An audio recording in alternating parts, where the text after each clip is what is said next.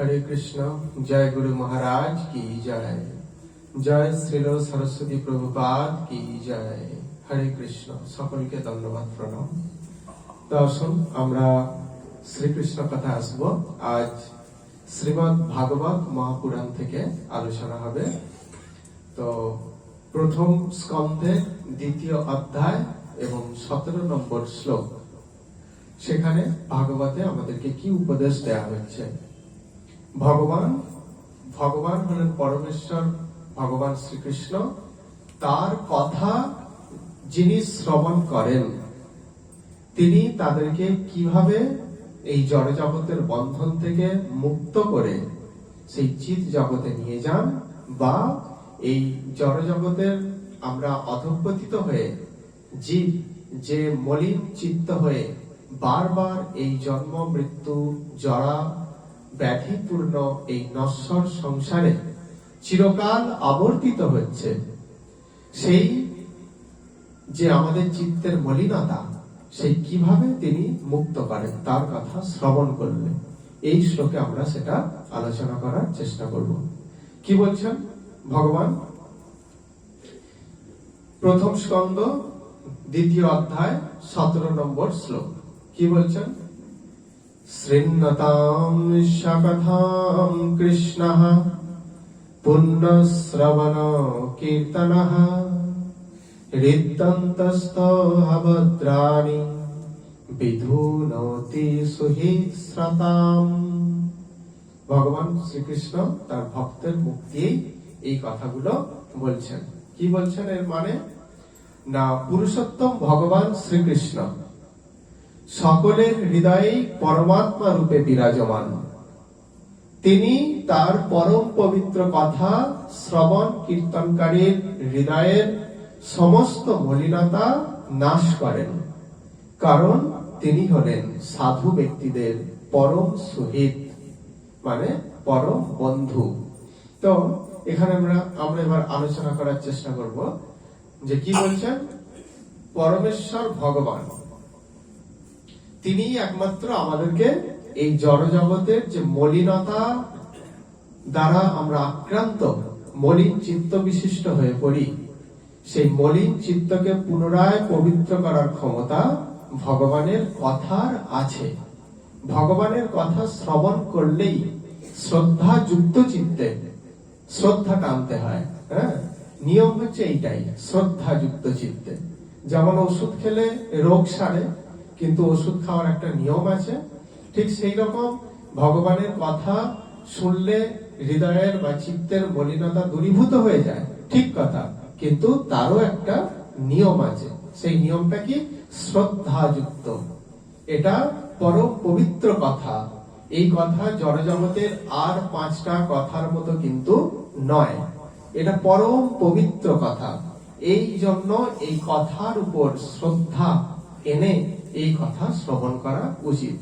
তো পরমেশ্বর ভগবান সেটাই বলছেন যে তিনি পরমেশ্বর ভগবান শ্রীকৃষ্ণ সকলের হৃদয়ে পরমাত্মা রূপে বিরাজমান। পরমাত্মা রূপে কৃষ্ণ হলেন পরমেশ্বর ভগবান, তারই সাংস প্রকাশ হলেন পরমাত্মা, এবং সেই পরমাত্মা এক হয়ে অনন্ত জীবের হৃদয়ের মধ্যে বসবাস করেন। ঠিক যেমন আকাশের এক সূর্য, হ্যাঁ, যদি আপনি আপনার উঠানের মধ্যে বা ছাদের মধ্যে যদি অনেকগুলো জলপূর্ণ পাত্র রাখেন, সব পাত্রের মধ্যেই আপনি দেখতে পাবেন সেই এক সূর্য অনন্ত পাত্রের মধ্যে বিরাজমান। ঠিক সেই রকম পরমেশ্বর ভগবান এক হয়েও অনন্ত জীবাত্মার মধ্যে, জীবের হৃদয়ে তিনি কি করছেন? পরমাত্মা রূপে অবস্থান করছেন। তিনি আমাদের হৃদয়ের সকলের, সমস্ত জীবের তিনি সাক্ষী। আমরা কিছু কাজ করলে, হয়তো গোপনে কিছু কাজ করলাম, ভাবলাম কেউ জানতে পারলো না, কিন্তু পরমাত্মা রূপে তিনি সাক্ষী রূপে তিনি কি করছেন? সমস্ত কিছুর, জীবের প্রত্যেকটা কর্মের তিনি হিসাব রাখেন। তো সেই পরমাত্মা কি করছেন? না, ভগবান শ্রীকৃষ্ণ পরমাত্মা রূপে সকলের হৃদয়ে বিরাজ করছেন। গীতাতেও ভগবান শ্রীকৃষ্ণ অর্জুনকে বলছেন যে পরমাত্মা রূপে অহম আত্মা গুরাকেশ সর্বভূত সংস্থিত, অর্থাৎ আমি পরমাত্মা রূপে সকল জীবের হৃদয়ে বিরাজমান বলছেন। তো সেই পরমাত্মা রূপে আমাদের হৃদয়ে তিনি বিরাজ করছেন। তিনি তার ভক্তকে কিভাবে উদ্ধার করেন? ভগবান হচ্ছেন পরম পবিত্র, আমরাও তার অংশ রূপে আমরাও কিন্তু পরম পবিত্র, সেই তারই পবিত্র কণা বা চিৎ কণা। কিন্তু এই জড় জগতে 84 লক্ষ জনি ভ্রমণ করতে করতে আমাদের চিত্ত মলিনতা প্রাপ্ত হয়। কিরকম? যেমন আপনি যদি একটা শ্বেত শুভ্র বসন পরে যদি সমগ্র ভারতবর্ষ ভ্রমণ করতে বেরোন, যে আমি এই বসন পরে সমগ্র ভারতবর্ষ পরিভ্রমণ করে আবার এই স্থানে ফিরে আসবো, যখন আপনি সেই শ্বেত শুভ্র বসনটা পরিধান করবেন, করে বার হবেন ভ্রমণে, তখন কি হবে? সেই বসনটা শুদ্ধ শ্বেত শুভ্রই থাকবে। কিন্তু যত দিন যাবে, যখন ফিরে আসবেন সমগ্র ভারতবর্ষ ভ্রমণ করে কয়েক বছর পর, তখন কি দেখবেন? সেই শুভ্রতা কিন্তু আর নেই। হ্যাঁ, রাস্তার মলিনতা সব কি হয়েছে না আমাদের বস্ত্রকে আশ্রয় করে আছে। সেই জন্য আর বস্ত্রের সেই শুদ্ধ বা শুভ্র ভাব আর কিন্তু থাকবে না। ঠিক সেই রকম জীব হচ্ছে ভগবানের তটস্থ শক্তি, সেই তার ধাম থেকে বিচ্যুত হয়ে এই জড় জগতে ভ্রমণ করছে। কি ভ্রমণ করছে? 84 লক্ষ জনি ভ্রমণ করছে, কখনো কীট, কখনো পতঙ্গ, কখনো পশু পক্ষী এবং মানুষ রূপে ভ্রমণ করেই চলেছে। এই ভ্রমণ করতে করতে জীব বিভিন্ন জন্মে বিভিন্ন কামনা বাসনা রূপ মলিনতা দ্বারা আক্রান্ত হয়। কি করছে? জীব কামনা বাসনার দ্বারা নিজের চিত্তকে পুরোপুরি ভাবে দূষিত করে ফেলছে। আমাদের কর্তব্য কি? আমরা যেহেতু এখানে অধঃপতিত হয়েছি, এটা কিন্তু আমাদের পরম ধাম নয়, বা এইটা আমাদের আশ্রয়স্থল নয়। এখানে আমরা দুঃখ কষ্ট যন্ত্রণা ভোগ করতে এসেছি মাত্র। জেলখানায় যেমন, জেলখানাটা কি কারো বাড়ি? আসামিদের বাড়ি? বাড়ি নয়। সেখানে কি জেলখানায় শাস্তি ভোগ করতে যায়। তো শাস্তি ভোগ করে তার গৃহে ফিরে আসাটাই হচ্ছে ভালো। ঠিক সেই রকম আমরা এখানে এই জড় জগতে শাস্তি ভোগ করতে এসেছি। মহামায়ার ত্রিতাপ দুঃখ দ্বারা আমরা এই জগতে শাস্তি ভোগ করছি। কিন্তু আমাদের কর্তব্য কি? সেই পরম পবিত্র ধামে পুনরায় ফিরে যাওয়া, যেটা আনন্দ দিয়ে তৈরি। সেই আনন্দময় সচ্চিত আনন্দময় ধামে ফিরে যাওয়াটাই হচ্ছে আমাদের কর্তব্য। কিন্তু সেখানে ফিরে যেতে হলে এমনি ফিরে যাওয়া যায় না। সেখানে কি নিজেকে আগে পবিত্র করতে হয়। পবিত্র না করে কখনোই আমরা ফিরে যেতে পারি না। তো জীব এখানে, যেমন কোন ব্যক্তি যদি নোংরা ড্রেন বা নর্দমায় যদি পড়ে যায়, তাহলে তাকে ধৌত করা বা পরিষ্কার করার একমাত্র উপায় কি? জল সাবান দিয়ে যদি সে স্নান করে ভালো করে, তাহলে সে শুদ্ধ হয়ে যায়, মলিনতা চলে যায়। ঠিক সেই রকম আমাদের চিত্তের মলিনতাটা কি করে যাবে? চিত্তের মলিনতা না গেলে আমরা কখনোই সেই ভগবত ধাম প্রাপ্ত হব না। সেই জন্য ভগবান সেই সুযোগ আমাদেরকে করে দিয়েছেন। যেমন এক বালক, সে খেলতে খেলতে ড্রেনে পড়ে গেছে। মায়ের কাছে যখন ঘরে ফিরে আসবে, তখন কি মা তাকে সেই সুন্দর খাট বিছানায় শুইয়ে দেবে না? তো কি করবে? আগে সুন্দর করে তাকে ধৌত করবে। মায়ের কাছে সন্তান প্রিয়, কিন্তু তার শরীরে যে নোংরা গুলো লেগে আছে সেগুলো কিন্তু ঘৃণ্য, তাই তো? তাই প্রথমে কি করবেন? তিনি তার পুত্রকে বা সন্তানকে সেই মলিনতা থেকে মুক্ত করবেন, করে এবার নিজের গৃহে তুলে নেবেন। ঠিক সেই রকম পরমেশ্বর ভগবান আমাদের প্রতি, আমাদের কারোর প্রতি শত্রু ভাবাপন্ন নন। তিনি সকলের প্রতি সমদর্শী। এই জড়জগতে ভ্রমণ করতে করতে আমরা বিভিন্ন রকম কামনা বাসনা রূপ মলিনতার দ্বারা কি হয়েছে? মলিন দশা প্রাপ্ত হয়েছে। তাহলে আমাদের কর্তব্য কি? সে পরিষ্কার হয়ে আবার সেই ধামে ফিরে যাওয়া। তো ভাগবত মহাপুরাণ আমাদেরকে সেই পরিষ্কার হওয়ার কথাটা বলে দিচ্ছেন, যে এইভাবে তোমরা পরিষ্কার হতে পারো। কি সেটা না, বলছে তিনি তার পরম পবিত্র কথা শ্রবণ কীর্তনকারী হৃদয়ের সমস্ত মলিনতা নাশ করেন। অর্থাৎ তিনি কিভাবে এই মলিনতা নাশ করেন না, তার কথা বা উপদেশ অর্থাৎ গীতা ভাগবতের কথা যখন কোনো ব্যক্তি শ্রদ্ধা সহকারে যখন শ্রবণ করেন এবং শ্রবণ করার পর চিন্তন করা হয় বা সেটাকে কীর্তন করা হয়, তখন কি হয় না, তখন সেই আমাদের হৃদয়ের যে মলিনতা সেইগুলো আমাদের থেকে দূরীভূত হয়। মলিনতা বলতে কি, এখানে অবিদ্যাটাই মলিনতা। অবিদ্যা মানে অন্ধকার রূপ একটা অবিদ্যা, যেটা আমাদের হৃদয়কে পুরোপুরি ভাবে গ্রাস করে আছে। অবিদ্যা আছে বলেই আমরা মিথ্যাকে সত্য এবং সত্যকে মিথ্যা বলে ভুল করি। অবিদ্যা আমাদের মধ্যে আছে বলেই আমরা কর্তব্য জ্ঞান হারিয়ে ফেলি আর যত সব অকর্তব্যগুলো করে ফেলি, তাই তো।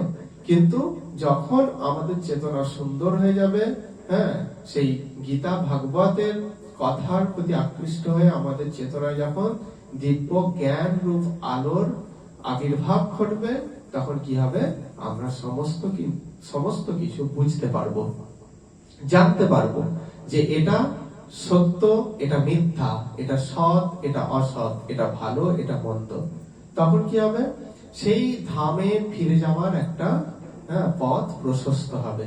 হ্যাঁ, সেই জন্য বলছেন ভগবান কত পরম দয়ালু, যে তার কথা যিনি শ্রবণ করবেন, ভগবান তার হৃদয় থেকে সমস্ত মলিনতা দূর করার জন্য তিনি যত্নশীল হয়ে ওঠেন, যে আমাকে এই ভক্তের হৃদয়ের সমস্ত মলিনতা দূরীভূত করতেই হবে।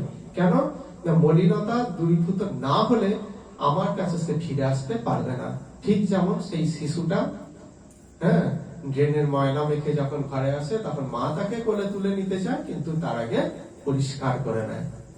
হ্যাঁ, ঠিক সেই রকম আমাদেরও তিনি যত হৃদয়ের মলিনতা, যা কিছু অবিদ্যা, যা কিছু অপবিত্রতা, সেগুলো সমস্ত কিছুই তিনি কি করেন, তিনি সম্পূর্ণভাবে বিনষ্ট করে দেন। কাদের? সবার নয়। কাদের না, যারা শ্রদ্ধা সহকারে এই ভগবানের কথাগুলো শ্রবণ করেন ও কীর্তন করেন। কাদের বললাম? যারা ভগবানের কথা শ্রদ্ধা যুক্ত হয়ে শ্রবণ ও কীর্তন করেন। তাহলে আমাদের শুদ্ধতা বা পরম পবিত্র ভাবকে ফিরিয়ে আনার জন্য এই শ্রবণ কীর্তন একান্ত অপরিহার্য। একান্ত ভাবেই যেন আমরা কাম্য বস্তু আমাদের হতে পারে এই শ্রবণ এবং কীর্তন। হ্যাঁ, তো এইটাই বলছে যে সমস্ত যিনি তার পবিত্র কথা শ্রবণ কীর্তন করেন, তার সমস্ত মলিনতা নাশ করে দেন। কেন করেন? কারণ তিনি হলেন, অর্থাৎ ভগবান শ্রীকৃষ্ণ হলেন সাধু ব্যক্তিদের পরম শহীদ, অর্থাৎ শহীদ সতম মানে সাধু ব্যক্তি। সেই সাধু ব্যক্তিদের পরম বন্ধু বা সুহৃদ, হ্যাঁ, মানে হৃদয় থেকে যিনি ভালো চান, তিনি হলেন সুহৃদ। হ্যাঁ, তো ভগবান হৃদয় থেকেই চায় যে তার জীবাত্মা এই জড় জগতে অধঃপতিত হয়ে অনন্ত ক্লেশ ভোগ করছে। আমরা বলি যে এত দুঃখ আর সহ্য হচ্ছে না, মরলেই বেঁচে যাই, মৃত্যু হলেই ব্যাস আমি মুক্তি পেয়ে যাব। বলেন না, মৃত্যু হলে আবার একটা জন্ম, আবার সেই জন্মে আবার কষ্ট। হ্যাঁ, যতক্ষণ না আমরা সেই চিৎ জগতে ফিরে যেতে পারছি, ততক্ষণ কিন্তু আমাদের মুক্তি নেই। ঠিক যেমন জড় জগতে কোনো অরণ্যে, যখন বিশাল কোনো অরণ্যে যখন অগ্নি দাবানল সৃষ্টি হয়, তখন কি হয়, কোন পশু ভাবে এই দিকটা আগুন, এই দিকটা থেকে ওই দিকটা ছুটে চলে যেতে পারলে মনে হয় আমি বেঁচে যাব, ছুটে চলে যায়। কিন্তু সেখানেও গিয়ে কি দেখে, সেখানেও গিয়ে দেখে যে সেখানেও সেই আগুন। আবার ভাবে যে এখানটা নয়, ওই দিকটা ছুটে যায়, সেখানেও গিয়ে দেখে কি, সেখানেও আগুন। অর্থাৎ সেই দাবানল সৃষ্টি হয়েছে যেই অরণ্যের মধ্যে, সেই অরণ্যের যেই স্থানেই আপনি যান না কেন, সেই স্থানেই কি হবে, অগ্নি আপনাকে গ্রাস করবে।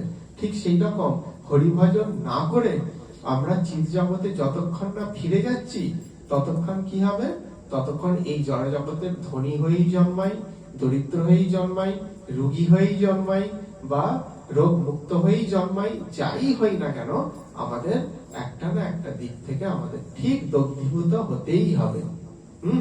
দগ্ধীভূত হতেই হবে। এটাই হচ্ছে এই জড় জগতের স্বরূপ বা জড় জগতের নিয়ম। তাহলে আমাদের কি কর্তব্য? এই জড় জগতের দুঃখ কষ্টের হাত থেকে মুক্ত হওয়ার জন্য একান্ত প্রয়োজন নিজের চেতনা বা নিজের যে সত্তা, সেই সত্তাটাকে শুদ্ধ করা। তাহলে কি উপায়ে শুদ্ধ করব? না, পবিত্র যে ভগবানের কথা, সেইগুলো শ্রদ্ধা সহকারে শ্রবণ এবং কীর্তন করব। এইভাবেই কি হয়? এইভাবেই আমরা ভগবানের কৃপা লাভ করতে পারবো।